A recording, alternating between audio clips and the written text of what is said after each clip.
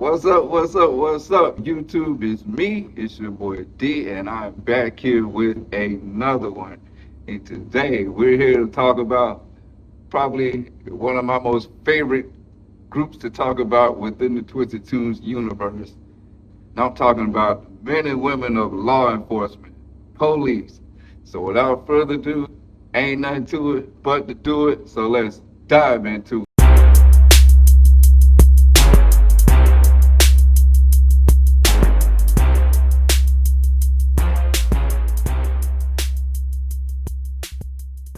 What's up, y'all? I'm back. And continuing on with our Twisted Toons franchise, the groups, the factions within the universe. With all these gangs that we got within the universe, you got Deuce, you got Mario, Team Bart, all this, Team Donkey Kong, the Gay Gang, so forth and so on. You kind of need that balance within your universe. And what I mean is you need police officers. You need men and women of law enforcement that kind of try to bring some justice to the world. Even though in our universe, it doesn't matter because half the time they don't get the job done. But it was the necessity that we felt like we needed, me and my friend Josh. So we included certain characters that we thought fit the bill of a police officer, and we threw them together and created this police force basically. And it's one of the greatest things we ever did because, man, so many storylines evolved from that. And we're gonna get into that with these characters right here and right now. So without further ado, let me not even waste no time. Let's move on to the first and most important character of the police, all right? Yakko Warner. All right, Yakko Warner. So Yakko Warner from the Animaniacs. Now I'm not even gonna lie, Yakko is probably my favorite character of our franchise to write about. And it's funny because he was not supposed to be that way, all right?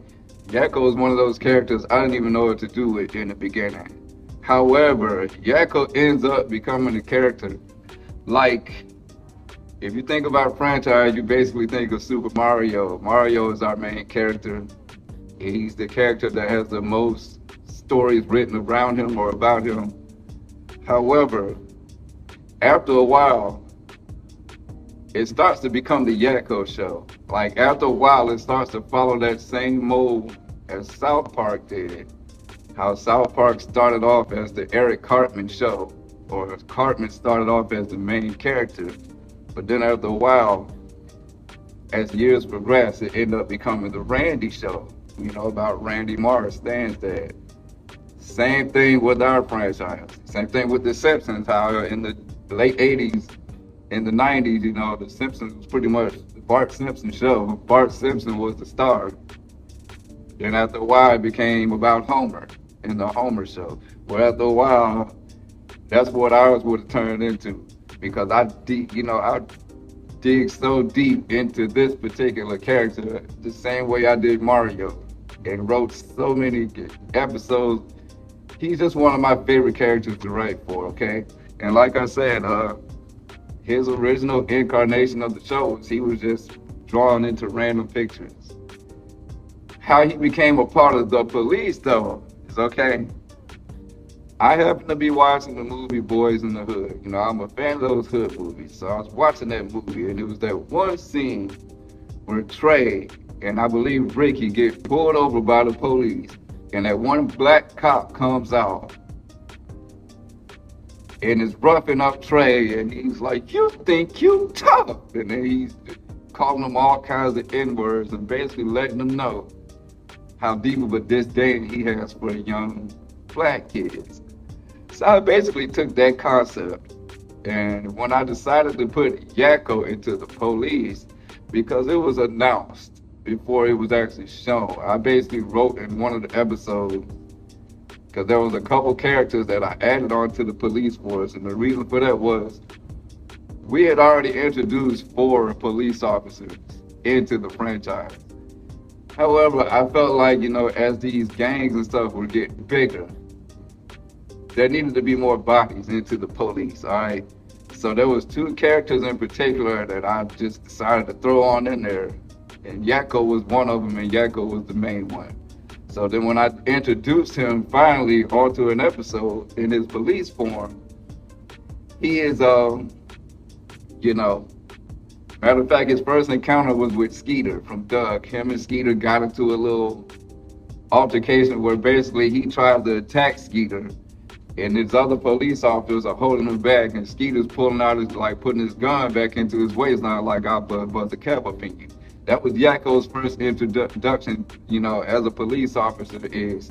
He is the low-key racist crooked cop, which is funny because he's not a human. As a matter of fact, there's a reoccurring joke on the show that he doesn't really know what kind of animal he is. And when he's asked about it, he gets upset. Because the Animaniacs aren't really any type of animal, for real. It's a made-up creature. So his introduction into the franchise is that encounter he had with Skeeter. After that, you'll see how dedicated he is to law enforcement and being a police officer. Because the next thing you see him in the locker room and he's crying because those guys didn't let him make that arrest, and it was important to him, okay? That's how dedicated Yakko is. And he's matter of fact, too dedicated. And the first season, basically season 1, basically follows him as this crooked police officer. He calls everybody the N-word.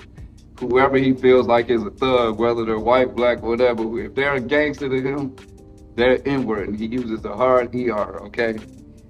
He tries to do crooked things in the beginning, which causes conflict with him and a lot of the other police officers, okay?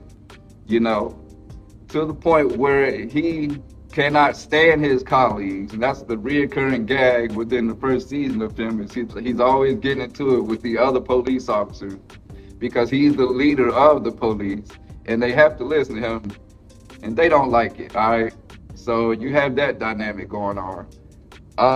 You know, basically,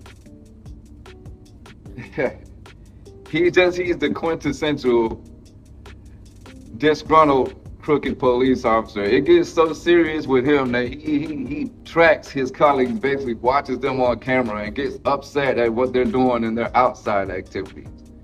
You know, there's a point where he's ripping up the yellow pages and yelling at them about how horrible of a job they're doing as police officers. And that's pretty much his role within his first season of the franchise. He is this super crooked police officer that's just disgruntled as hell and does not get along with his colleagues, all right? However, he eventually evolved. As the story evolved, you know, I ended up making a movie where the other police officers were getting so fed up with him that they tried to do away with him and drop him off the Brooklyn Bridge, tied up and chained to a brick or whatever. And that happened on the movie, as a matter of fact. Then afterwards, I make a sequel where he basically returns with a vengeance. And from that point on, I thought, you know, going into season 2, basically, I dig more into Yakko's backstory.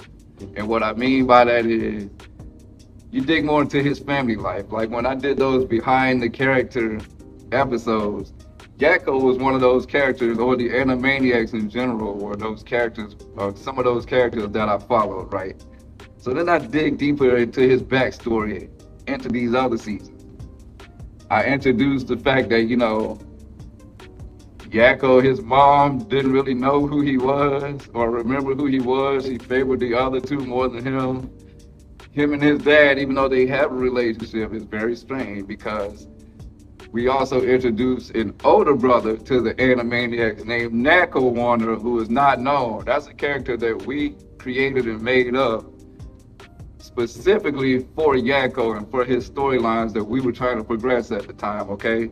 So there's 4 Animaniacs in our universe, all right? And so the other 3 are more apologies about that. Where I'm at right now, the light goes on and off depending on your movement. So I gotta talk quick, okay? But what I was saying was, basically, Yakko and his father have a strained, you know, type of relationship.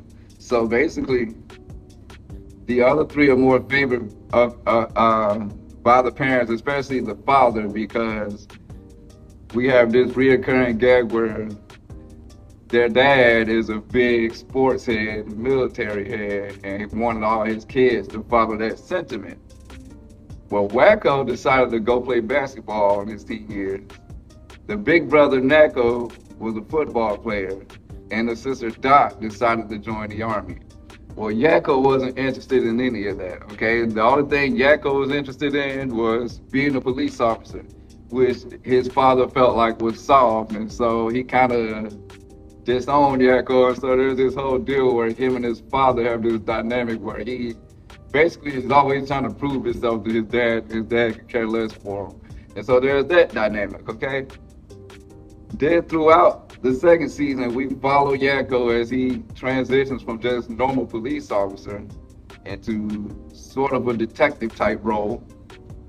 In between that, I introduced more of his extended family, see, because I was also watching the movie, The Jacksons, An American Dream. And so I kind of started to transition Yakko from this disgruntled, crooked cop more so into a disgruntled, old-haired black man that's done seen it all. So basically, he becomes, and so I was watching that movie, and so I felt like that character of Joe Jackson that they portrayed fit Yakko. So I created this episode where basically, because our Yakko didn't have any kids, so I couldn't just automatically give him kids and create this storyline where he's mad at his kids. So what I did was, that is why Nakko was created, to explain Yakko having these kids around him, okay? They're his nieces and nephews that are basically the Jacksons in Animaniac form. Basically what I did was took the Jacksons in American Dream, took that character and those characters and basically had Yakko as our Joseph Jackson and these Animaniac kids as what would become the Jacksons or the Warners basically, and the youngest one being Yakko Warner, who is basically our Michael Jackson, all right? And we made it so that they grew up eventually. You know, I made it so the Animaniacs have a fast growth spurt and they grow up pretty quickly until they get, you know, to their adult years, all right? So that explains them growing up so quickly so we could continue on the storylines. And basically, Yakko Warner, side note, became like the Michael Jackson of our franchise. And there was some storylines evolved around him, you know, that I took from whatever Michael Jackson was going through at the time. God rest his soul. We did make fun of Michael a little bit, but that was the norm back then, okay? So basically, Yakko got these nephews, and we had it to where he taught them how to sing, and there was this scene where I remember Marlon got a beating on the movie The Jacksons, An American Dream. So I took that and had one of the Warners get a beating with a switch by Yakko, just like Joe Jackson, you know, until eventually they went to Motown, or we called it Pro-Town, and fired him. And then, you know, Yakko became the king of pop. And then we followed him on from there. As far as Yakko went, he went on this vengeance tour of trying to get revenge on his nephew while also still doing his police thing, going at it with his colleagues. As I said, he became like a detective. As a matter of fact, he had me, myself, and Josh, because Josh drew himself and me and one of our other friends into the franchise. And we were working for him for a minute, okay? He got introduced to us because he went undercover and went back to a high school at the time and decided that he was going to dress the way that he used to dress when he was in high school. And he took two of his colleagues with him. So there's a picture where Yakko's in his 1970s gear, wearing an afro and everything, going back to a high school because he thinks that this is how high school kids still dress. And basically they're on this undercover mission. And that's where he runs into us. He runs into me and Josh and our other friend. Because like we were in high school at the time, so he ran into us. I wore glasses and a headband a lot back then, so I'm drawn that way. And we're introduced roughing them up. And then eventually we end up working for Yakko. Our apologies once again for that, folks. Again, lighting. But as I was saying, we were working for Yakko for a minute. And he's kind of doing this detective type deal while he's also doing his police work. After a while, it went from that to you know, we're digging more into his backstory because we introduced the FBI into the fold, which I'll talk about later on in the video. And he started this inter-rivalry with them because now they're taking over the police work. And we end up finding out that one of the FBI agents in Yakko kind of had a thing back in the days. And you dig more into his backstory. You dig more into his history with Mario. It's come to find out, Yakko and Mario go way back. As a matter of fact, they were best friends in high school. As a matter of fact, you go back to Yakko's high school days and you learn that he was the man once upon a time. He busts into the scene with his afro, you know, his platform suit, that he's the man. Everybody wants to be like him, and he's the most popular guy in school at the time, despite his family issues with his dad being disappointed in him. Outside of the home, he's the man. And Mario is his best friend. Matter of fact, he's his right-hand man. And it goes back to when they were both in high school in the 70s, and they both got afros. You see Mario with an afro. You would see other people like Donkey Kong up in there, Winnie the Pooh, whatever. And they're all in the 70s doing their thing, and Yakko is the man. All the way transitioning into the 80s where they're not wearing jerry curls and, you know, shell-toed Adidas and stuff, reminiscing with the times, okay? And what ended up happening was Yakko started to get too full of himself because he was a man, not knowing that he's really not a gangster, and Mario is. So what ended up happening is he ended up getting his ass beat by Mario at a club in front of the crowd. And from that point on, they were no longer friends. Mario went on his path of becoming the most notorious gangster within the city, and Yakko goes down the path of law enforcement and becoming a cop, okay?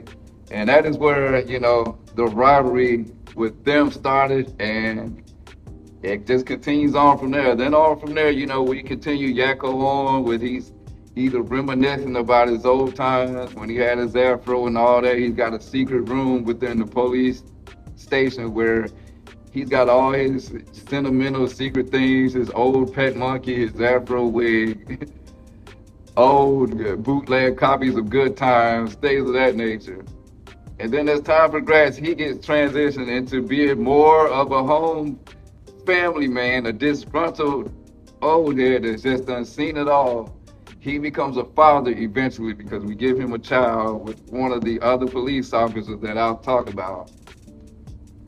All the way up until eventually he becomes the president. He overtakes the person that we have as the president. And we kind of put him in the presidential role a la Donald Trump, even though Trump was not the president or even running for president back then. He carried on the same rhetoric or mindset as Trump did. And ironically, Trump won. And so Yakko would win and commence to take over the city. And that's pretty much where we ended the franchise, because after that, I stopped writing. We kind of split ways and stopped writing. But what would end up happening was Yakko would have took over, and he had his own little entourage of other characters that we put around him.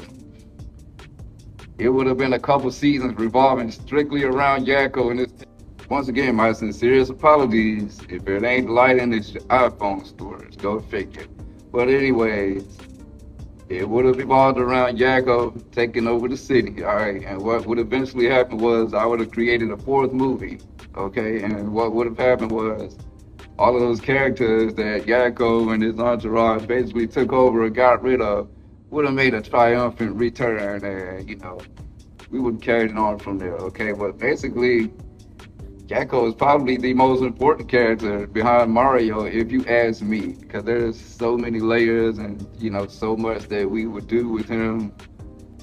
He's one of the funniest characters I've ever written for, and that's just Yakko. I could go on and on about this, but obviously my technology ain't gonna work with me, so I gotta make this quick. So that's Yakko within a nutshell. He is the leader of the police officers, all right? So with that being said, now let's move on to the next character. Winnie the Pooh. All right, Winnie the Pooh. Winnie the Pooh's incarnation in the series is actually pretty unique because he is the original lead police officer, okay? Before we brought Yakko into the frame, Pooh was the lead officer, okay?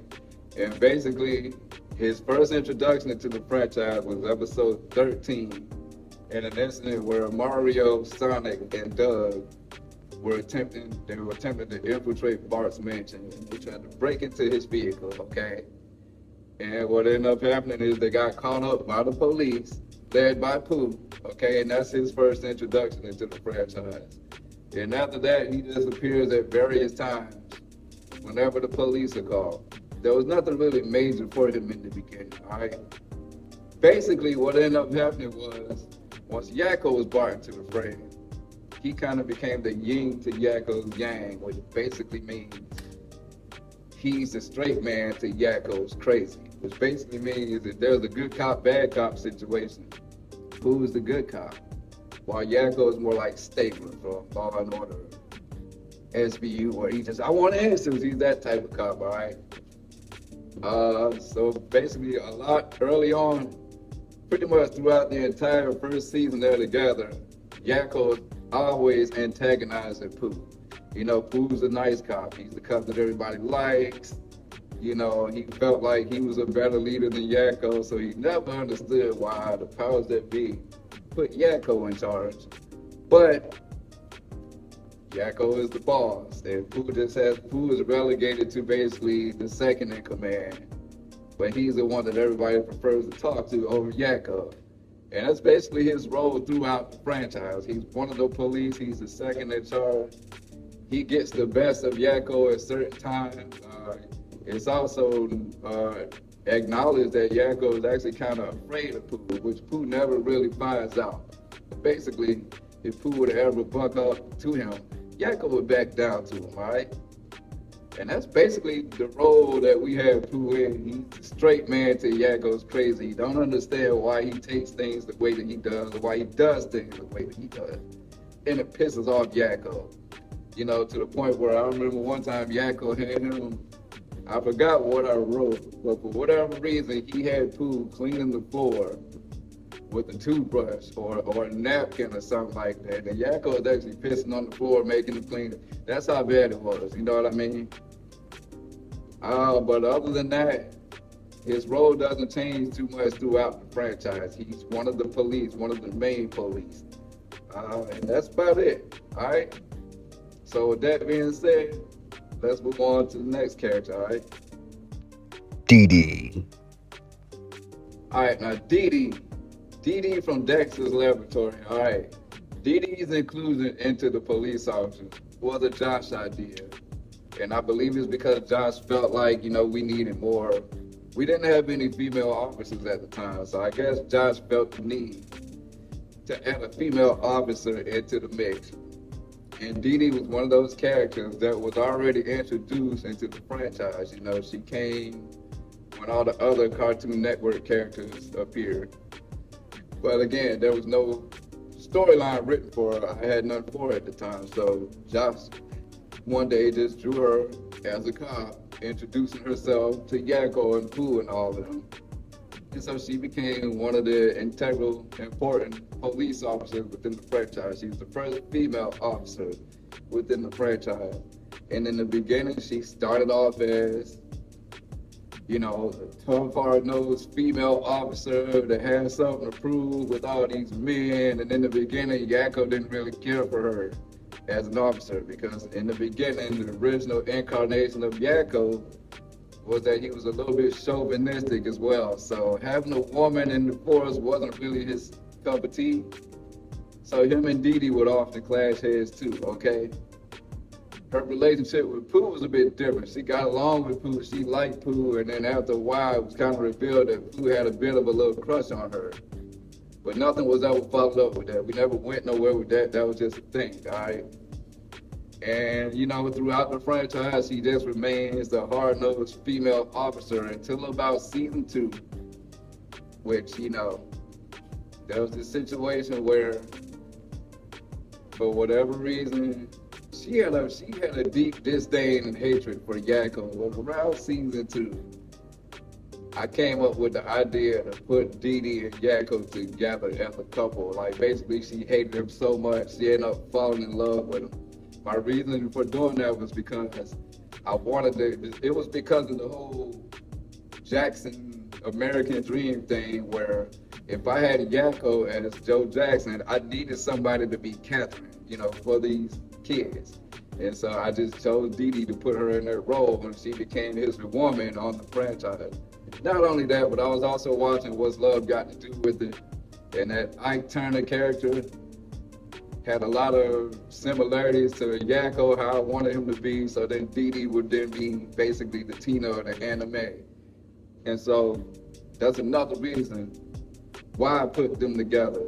And in the beginning, they were together and they were kind of equal as far as they were both cops, both doing their thing. After a while, I gave them a child. I gave Yakko and Deedee a kid together. So there's a picture where they're in the hospital laying down. She's got their baby in her hand. He's arguing with his brother Nako, I believe, or his dad, one of the two. And you see Deedee holding this kid, this Animaniac kid that's blonde, like her hair, and has big blue eyes, but it looks like Yakko. And then we kind of fast forwarded a little bit into where now his son is a teenager, and it's because, again, I was watching the movie House Party, okay? And so I wrote an entire episode based off a House Party, all right?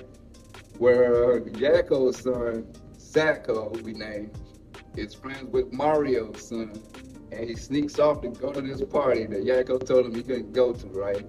And then, of course, he comes back, and just like the father of a house party, Yakko whoops his ass, all right? And that whole episode revolves around Yakko going around looking for this kid, and he's at this party. Well, anytime he's getting yelled at, you know, Deedee's his mom, so Deedee's always there. You know, there's an episode where Yakko's yelling at this kid because he's sagging his damn pants and stuff, because that was style back then. And you see Deedee in the background holding laundry, you know. And she becomes more of a housewife after a while, more so than a cop. And it just kind of turned into that. It was never supposed to be that, but it turned into that, all right? And from that point on, that's what she was. She just became Yakko's wife. That I got the best of him sometimes, and he would argue with it from time to time, and that was it. And that's pretty much Deedee. Yeah, there wasn't much else to her but that. After she became this cop, that was her role for a while, and then eventually she evolved into Yakko's wife, the mother of his son, or whatever, okay? And that's pretty much Deedee, all right? So without further ado, let's move on to the next character, all right? Tigger. All right, now, Tigger obviously that's Pooh's boy, all right? And Tigger is one of the original 4 police officers that we introduced onto the franchise. He debuted on the franchise alongside Pooh as one of the original cops that arrested Mario, Sonic, and Doug, all right? And Tigger's main role within the franchise is that he is one of the police officers, and his personality is a little bit different from Pooh. He's Pooh's boy, all right? And he is Pooh's best friend within the franchise and his right-hand man. However, when it comes to his relationship with Yakko, Tigger is more of a smart ass. All right, Tigger is more of a wise ass than Pooh. Pooh a lot of times will tolerate Yakko's shit, whereas Tigger will buck up to him. Because Tigger don't give a fuck. He ain't scared of Yakko. And that's kind of their relationship. It is, you know, Tigger's basically the third in the command of the police, if you want to call it that. It's between him and Deedee, all right? And he's just the smart ass of the cops, you know what I'm saying? He can hold his own, he's tough, which is why he doesn't back down to Yakko. He don't understand why Pooh won't just put him in his place. But Pooh is a little more laid back than Tigger. But Yakko despises Tigger just as much as he does Pooh.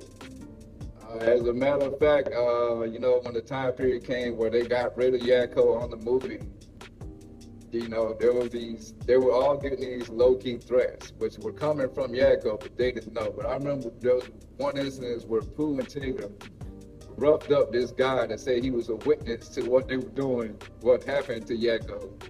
So they went and found the guy and roughed him up, all right? Other than that, Tigger's main role is, he's just one of the main cops, and he's just one of Yakko's bitter enemies.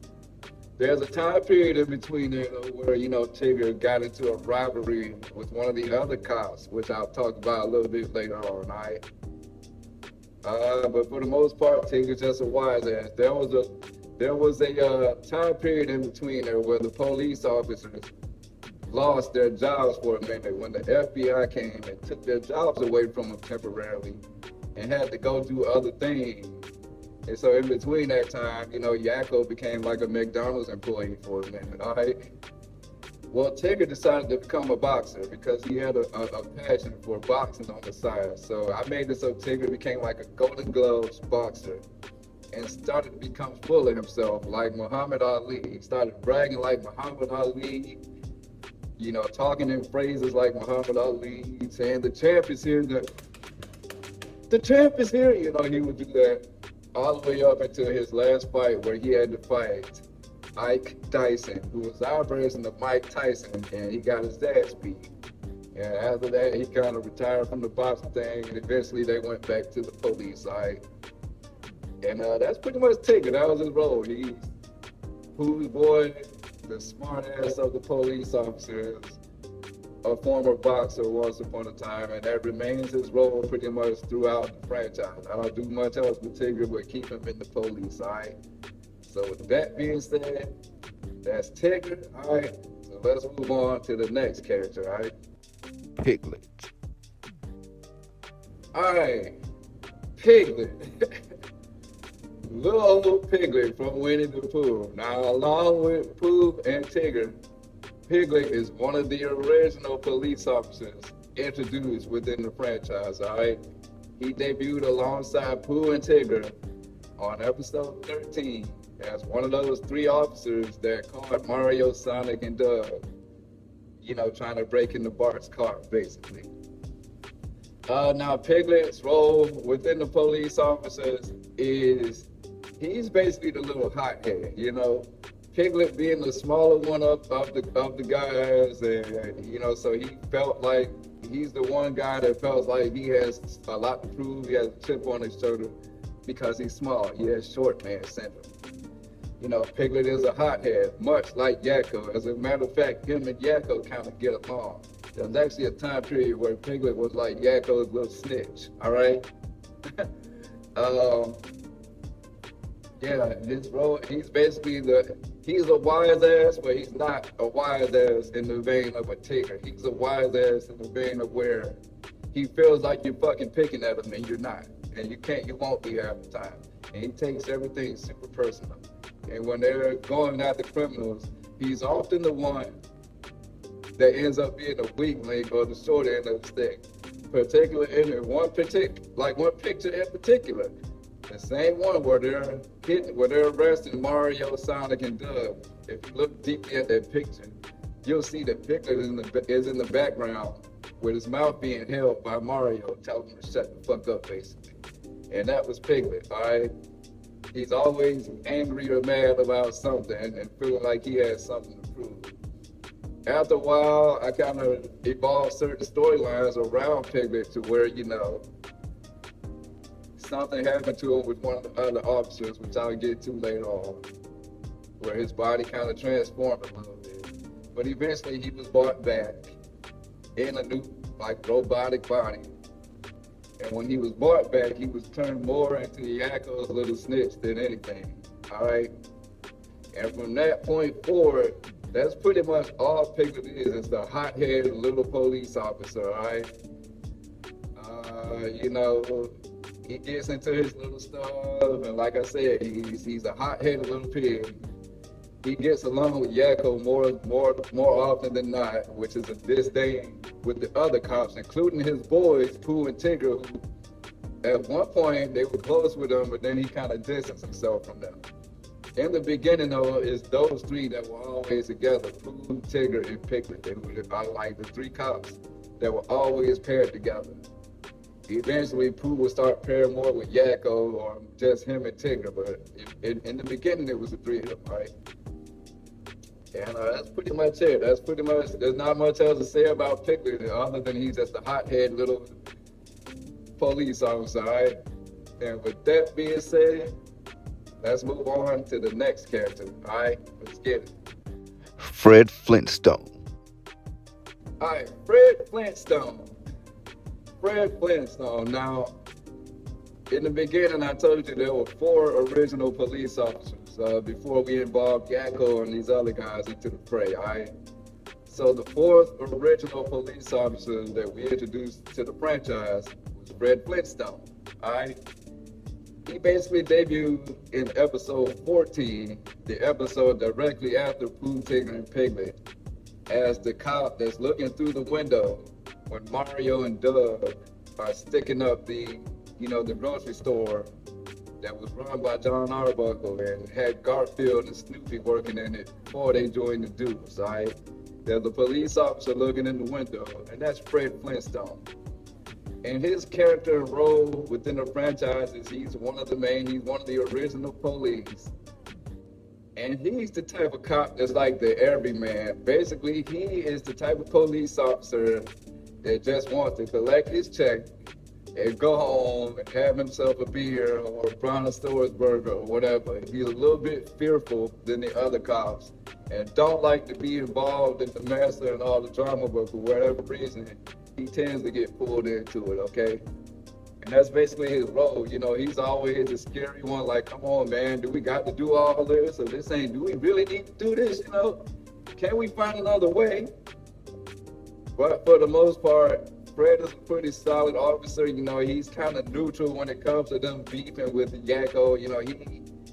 He has a disdain with Yakko himself, but he keeps a lot of his personal feelings to himself because he don't want them kind of problems, all right? Now, eventually, as the show progressed and Yakko evolved more into like a disgruntled family man, Fred Flintstone actually becomes his number one go-to guy to go to invite over to have a beer with him so he can gossip about whatever. Fred becomes that guy.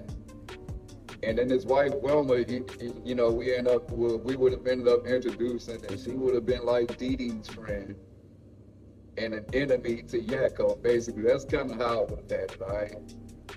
It just didn't go that far. But for the most part, that's Fred Flintstone. I didn't really evolve a whole lot of episodes around him unless it's involving the police, all right? He was just one of the 4 original bodies, and he's just the everyman of the police, and that's pretty much it. That's his role, all right? So with that being said, let's move on to the next character, all right? Let's get it. Homer Simpson. All right, Homer Simpson. Now, Homer Simpson is his first. Homer Simpson was actually a lot like Yakko, one of those characters that was already introduced into the franchise. He was drawn onto certain pictures, but I had no real direction for him. Bart was the Simpsons character that I focused on in the beginning, all right? But like I said, when we added Yakko into the police officers, it was because I felt like we needed more bodies, all right? So when the announcement was made that, hey, Yakko joined the police, the other person that joined along with him was Homer Simpson, okay? And Homer's role within the police officers is basically he's the if you want to call it the comic relief, the fat ass, the fuck up, that's Homer, okay? Homer just wants to go eat his donuts. He's more into food and all that type of stuff than actually doing police work. And he pisses off Yakko to no end. Because he's basically Homer Simpson. Like he is on The Simpsons, he's just a police officer. I didn't really change that much about his personality. So imagine Homer Simpson from The Simpsons as a cop, and that's what you got on our franchise, all right? And Yakko cannot stand it. Okay, Yakko can't stand his way, and Homer doesn't care. He's just Homer, all right? A lot of times Homer will be paired off with Fred Flintstone if they're going on that little 2-man, missions or whatever. One of the character arcs, the story arcs with Homer though, was after a while, we had it to where his weight was becoming a problem, all right? And his obsession with eating was becoming a problem all the way to the point where Remember I told you something happened to Piglet? Well, basically what happened to Piglet was that Homer ate him. That was through a picture where Homer is basically about to chop Piglet's head off and eat him. Okay, and he did eat him, and then what ended up happening was, matter of fact, on that picture, you'll see Yakko trying to break in the door and save Piglet. And then what happens afterwards was he craps Piglet out. He literally takes a dump, and Piglet comes out of him with shit body, basically. All right. And then after that, you know, Homer is basically relegated to being told he needs to lose weight. And basically there was another officer brought in to ensure that, which I'll get to in a second, all right? But basically after that, that's Homer's role. After that, you know, he's just Homer Simpson. He's one of the many police officers, and he's the comic relief. I guess you can call him the doofus of the police or whatever. And he pisses off Yakko to no end, but he's always there, right? And that's basically Homer, right? Not too much to say, not too much there, right? He's just Homer Simpson, right? So without further ado, let's move on to the next character, all right? Marge Simpson. All right, Marge Simpson, all right? Now, Marge Simpson's addition to the police officers was due to a couple of different things. It was my idea, all right? And the reason for that was because I felt like we needed more female officers, because the first off we had was Deedee, all right? And so I felt like expanding the police, and what I felt like we needed was more female officers, you know, to kind of balance how many male officers that we had. So Marge, like Homer and Yakko, was one of the characters that was already drawn into the franchise on certain pictures. But we weren't really doing anything with them. She was just there doing a random thing. And so I knew that Josh could draw her. So I decided to give her a role and put her into the police, all right? Once she got into the police, she kind of also assumed that role that Deedee had, a hard-nosed female, no-nonsense cop that has something to prove because she's a female. Not only that though, but as I said before, it was decided that Homer needed to be put on some kind of diet or weight program. Well, he wasn't going to do that willingly. So then Marge was brought on to force him to do that. And one of her first appearances, she's jacking up Homer, telling him to drop the slice of pizza or whatever he had, and you're going to lose weight, all right? All the way to the point where Homer was end up locked into a basement for quite a while and starved until he lost weight.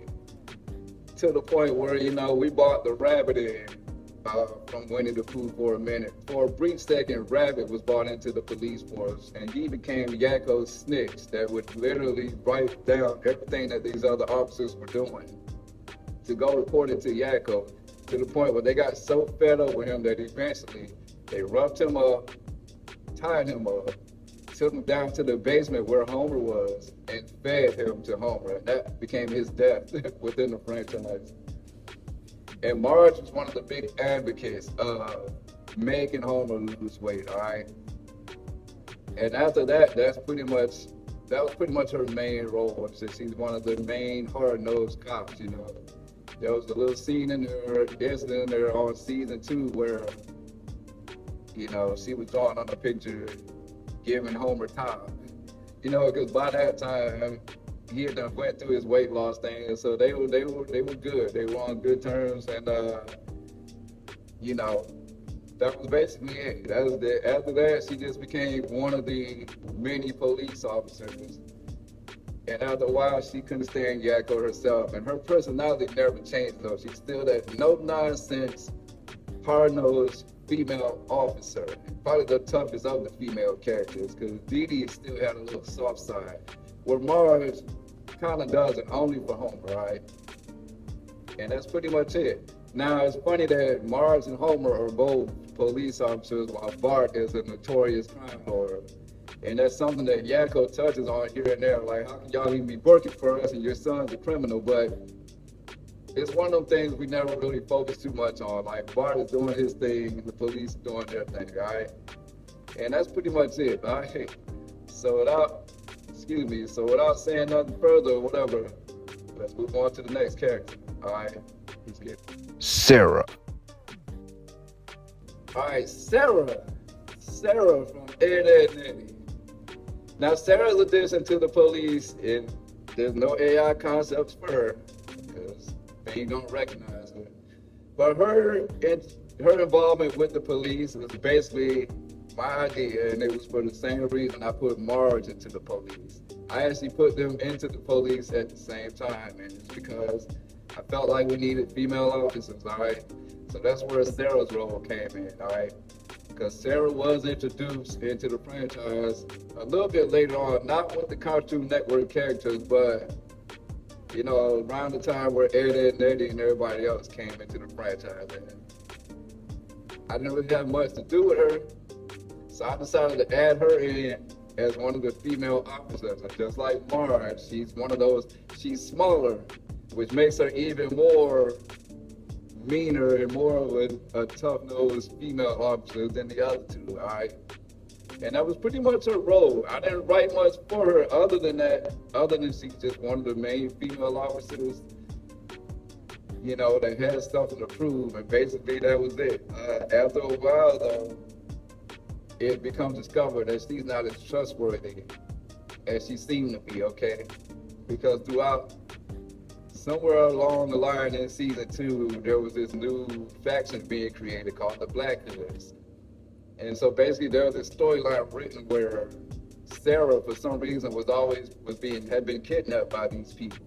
And so she goes missing for a while. And the cops are trying to figure out what's going on with Sarah. And come to find out, all the while, she's actually one of the people behind the Black Hoods that helped, you know, betray the police. And come to find out, the leader of the Black Hoods, who ended up being Spy Guy from Team Mario, is actually her boyfriend. And so she joins up with them, and Link from Team Donkey Kong, who also joined up with them. And so that becomes her role after that fact. She's no longer a police officer. She's now in a criminal organization called the Black Hoods. And from that point forward, that's just why I kept her in, all right? And that's pretty much it. That's Sarah. There wasn't too much to talk about with that one. She was in the police force for a period of time until she eventually betrayed them and turned on them and went to the criminal organization. And that's it, pretty much. So with that being said, let's move on to the next character, all right? Let's get Johnny 2x4 and Plank. All right, now Johnny 2x4 and Plank, both of them, all right? Now Johnny is a bit of a peculiar induction into the police officers because Johnny's not a full-time cop in our franchise. As a matter of fact, he does more stuff outside of the police than he does with them.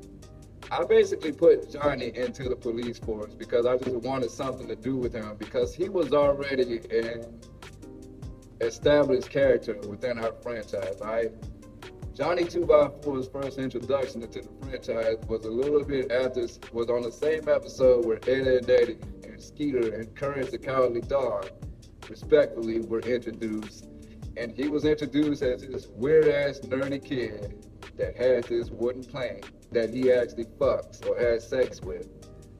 And then he's actually in a romantic relationship with, all the way up to the point where he marries the damn thing. Yeah, Plank is Johnny's wife on our franchise, okay? Weirdly enough, all right? And the very earliest version of him was him getting beat up by Ed, Edd n Eddy and Courage, all right? And that's it. And that's the only role we had for him was he's obsessed with playing. You know, there's a role in there where he and Jimmy from Ed, Edd n Eddy are going at it with these. Jimmy has a wooden stump and Johnny's got Plank and they're going at it. But for the most part, that was his only role. So I wanted to do something different with him. So I decided to include him into the police, but only sometimes because I felt like he was more better of a character used outside of the police. But for a period of time, he's a part-time police officer, mainly in season 2. And he doesn't have a whole lot of interactions with the other cops, other than Yakko. there's a period of time where Johnny and Plank are, within the police station, and Yakko is weary of Plank because Plank does move on his own on our franchise. You just never see him do it. And he has a life of his own. You just never see it on camera. So Yakko got kind of weary of the thing, felt like Plank was watching him, and he was, and wanted Johnny to keep the thing away from him. And so for the most of his dealings within the police officers is with that storyline with Yakko and Plank, all right? And that was pretty much it for his involvement with the police. His other storylines, included him, like I said, with Jimmy. And there's this long-lasting storyline that I had Johnny in with Ash from Pokemon, who I'll talk about in another video, where Ash carries around a sock puppet on his hand. And so, just like Plank, who has a life of his own, so does that sock puppet. And there's these different incidents where Johnny and Ash and the Plank and the sock are, going at it with one another, which I'll again talk about on a later video. But for the most part, Johnny's role within the police officers is he's a part-time cop because he couldn't make it, he just couldn't cut the bill as a full-time officer. And other than that, he's this weird guy that's obsessed with this piece of wood that he's married to, all right? And that's pretty much it for Johnny, all right? So with that being said, let's move on to the next character, all right? Ronald McDonald. All right, Ronald McDonald. Now, Ronald McDonald, just like Johnny, his addition to the police officers was, it came midway through season 2. It was my idea, and again, it was just for me to have something to do with Ronald. Because like Johnny, Ronald McDonald was already an established character within our franchise. He had been introduced earlier on in season 1 in a different role, basically him getting into it with another character that I'll talk about in another video.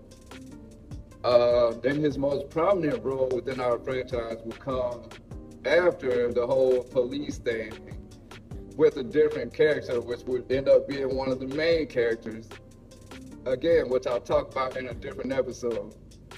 But as far as this version of Ronald and his involvement with the police, like Johnny, Ronald, I made a part-time cop because I didn't feel like Ronald was necessarily police material. So I didn't feel like Ronald would make the cut as, a full-time cop. And I didn't even really have him involved with any of the officers like that, for real. He has no involvement with Yakko or anything like that. He's only around part of the time, right? But Ronald, when he is with the police, he's mostly paired with Marge Simpson, because I just felt like Marge would be the serious, hard-nosed one, paired up with his goofy ass to keep him in line. So he would be paired up with Marge the most of the time if he was doing police work. But his main role within the police was he had this inter-rivalry with Tigger, okay? And this was after the cops, were stripped from their jobs temporarily and then got them back. And that was around the time Ronald was hired as a part-timer because the cops were gone.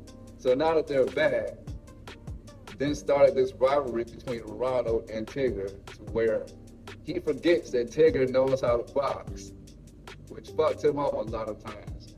There was an incident where, he bucked up at Tigger, and Tigger basically dismissed him, to the point where Ronald punched Tigger in the face with some brass knucks.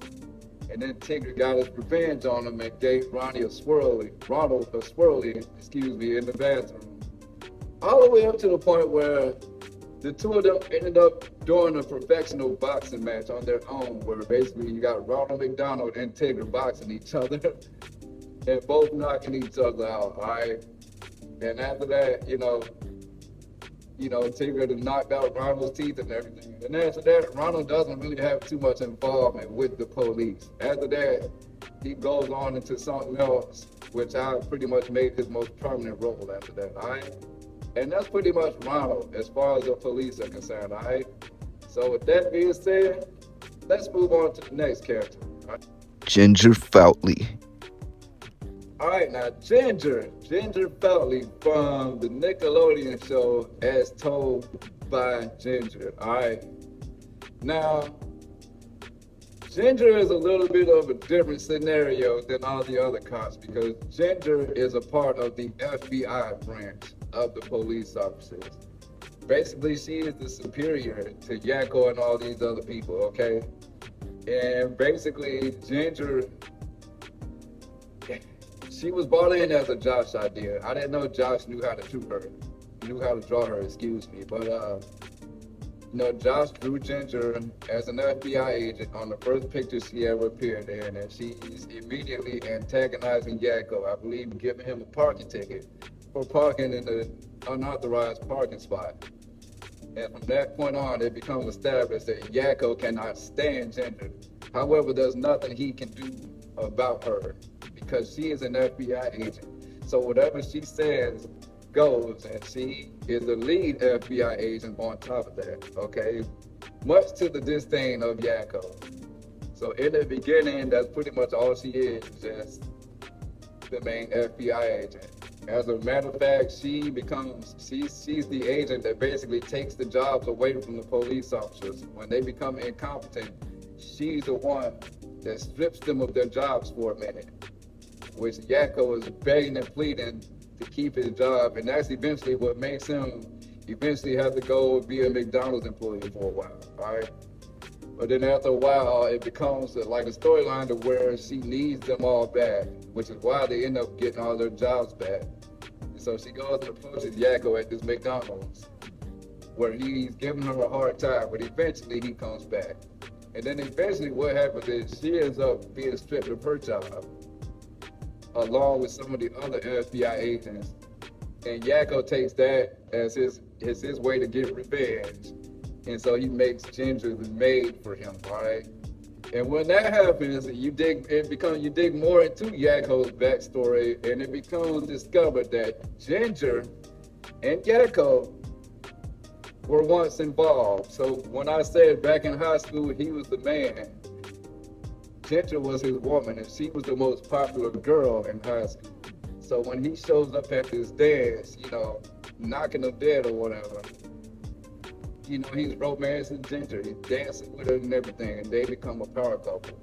Well, what ended up happening was when the 80s comes along, and Yakko's now in college, and he's more into hip hop now, and he's focusing on his break dancing and becoming a b-boy and all that. He doesn't have time for Ginger, so he tells her to get the hell on somewhere, which makes her cry, and she never forgets it. And so once she becomes a superior to him, she holds on to their grudge, and that's basically why he does not like her, okay? And also creates this rivalry between her and Deedee because he's jealous that Deedee is his woman, okay? And that's pretty much, her main role is to antagonize Yakko, and she's the lead FBI agent that ends up becoming the maid. And then I don't remember exactly what we did after that. I think we kept it like that for a while, all right? And that's pretty much it. That's Ginger, she's the lead FBI agent, Yakko's ex, and one of his main antagonists, all right? And so with that being said, let's move on to the next character, all right? Helga Pataki. All right, Helga Pataki. Hey, Arnold. All right. Now, Helga was brought into the fold as a part of that subsequent FBI branch. And she was a Josh idea. She was included on that picture with the rest of the FBI agents. And even though she is an FBI agent, her role within the franchise is she's sneaky, just like she is on Hey Arnold. What I mean by that is, during that second movie, when Yakko made his return after the other cops tried to off him, they were trying to figure out how he got back, how he was able to escape from all of what he did with him. Well, come to find out, it was Helga's the one who helped him, all right? Helga's kind of Yakko's FBI confidant. Even though she's for them, she's Team Yakko. She helps him out doing whatever. And she betrayed Ginger basically and helped Yakko and all that. That's why, you know, when Yakko got the power back, he didn't punish Helga, all right? And that's pretty much her only role throughout the franchise as an FBI agent. You know, she's very tough.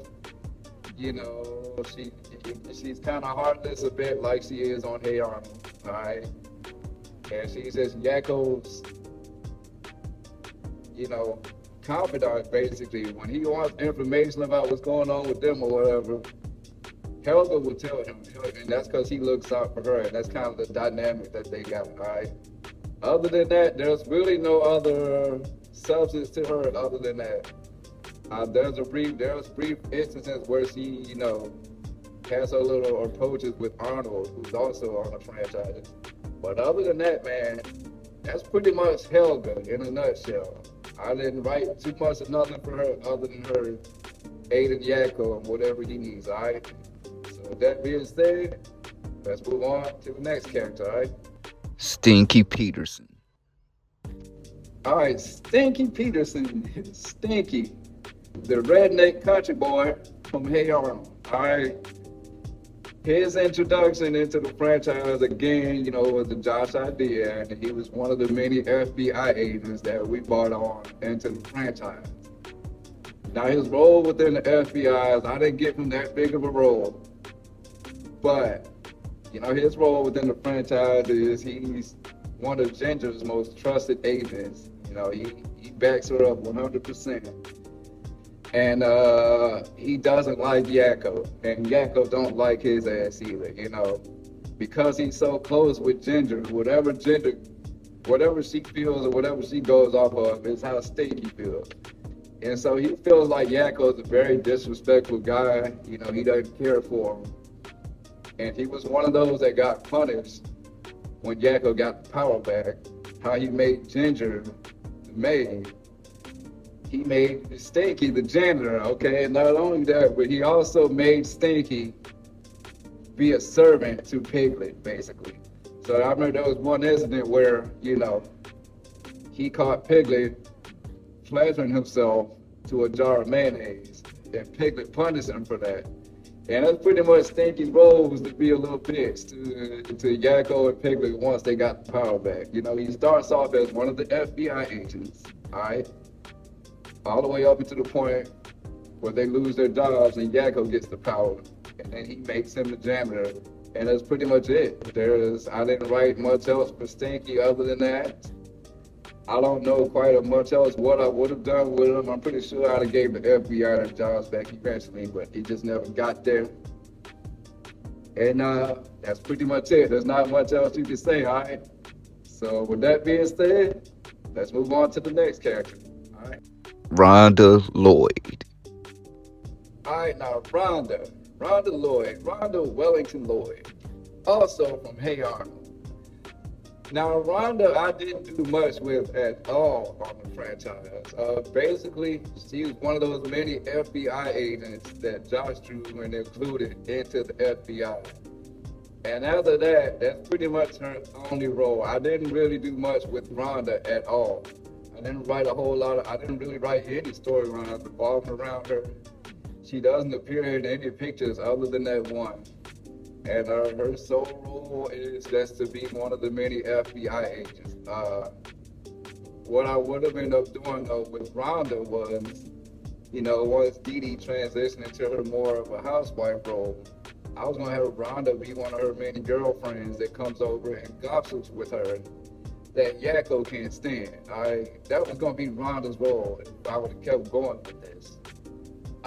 Things just never got that far, and just not much else was done with Rhonda other than that. But she had to be included in this because she is one of the established FBI agents on our show. I just didn't do much with her, all right? And unfortunately, that's it. Like, there's not much else I can say, all right? So with that being said, let's move on to the next character, all right? Invader Zim. All right, Invader Zim. Now, Invader Zim is the final member of the FBI branch of the police officers, all right? And he was one of those characters, again, that's a Josh idea that was just drawn in with the rest of them FBI agents. Now, I did a little bit more with Zim than I did with the other ones, but not very much. He's just one of the many FBI agents that we have. He's a little bit more serious than the other ones. After a while, he became like Tigger's homeboy for a minute. Even though he's part of the FBI, he was one of the FBI agents that got along with the cops for the most part, other than Yakko. Became Tigger's homeboy for a minute. And then after that, it's pretty much not much done with him unless it involves the FBI. And I believe, if I'm not mistaken, I actually killed that character off after a while, because I don't know, I think Josh wanted to kill off some people. And so I just had to look around at the characters that we weren't doing much with. And quite frankly, I wasn't doing much with them, all right? So I believe I got him in a car accident or something and killed him off. But he's just one of those many FBI agents, all right? I didn't really involve a whole lot of storylines around him. I didn't give him a whole lot of dialogue most of the time. A lot of times he's just there. I did more with him than I did with Rhonda, you know what I'm saying? But for the most part, that's just his role. It's just one of the many FBI agents, all right? So with that being said, let's move on to the final character, then the police, all right? Let's get it. George Jetson. All right, George Jetson, the final character within this police bracket of Twisted Toons is George Jetson. And George Jetson's role within the police is a little more unique. Backstory about George Jetson is he was already an established member of the franchise as well. He was given various different roles. For the most part, the only thing we had George Jetson as in the beginning was a bank owner or something. So a lot of times whenever there's a bank getting robbed or something, 9 times out of 10 you see George Jetson somewhere in there trying to escape or getting stuck up or whatever, all right? I involved him within the police force after a while. However, his role is not like the street level police like Yakko and all them. Basically, George Jetson's role is kind of like if you watch Law and Order SVU and you got the captain, which I don't remember, I think it's Captain Howard, something like that, but the bald-headed guy that's in charge of Stabler and Benson and all them. That is George Jetson's role within our franchise. He's basically the police commissioner. He's Yakko's superior. He's the one that Yakko answers to. And if Jetson's on my ass about this and this and this and this, that's his role. He doesn't get too involved with what they're doing, but he brings the hammer down on them a lot of times. He's the boss. He's the police commissioner. He's the one they got to answer to or whatever, all right? And he either builds them up or scolds them. And that's pretty much George Jetson's role throughout the franchise once I put him there, is he's the boss, you know? He's the one that sits behind his desk and Yakko has to go answer to when something goes wrong, all right? And that's pretty much it. And that is the police in a nutshell. I apologize for all the stoppages with this, where I'm at. The light goes on and off depending on how much you move, the storage and all that type of stuff gets in the way. But I do hope that you guys enjoy these. I only have a few more of these left that I need to do, all right? But if you do enjoy them, remember, like I always say, hit that like button, leave your comments down below, subscribe, tell a friend to tell a friend, and as always, don't ever hesitate to dive into it. Deedee, all right? I'm out.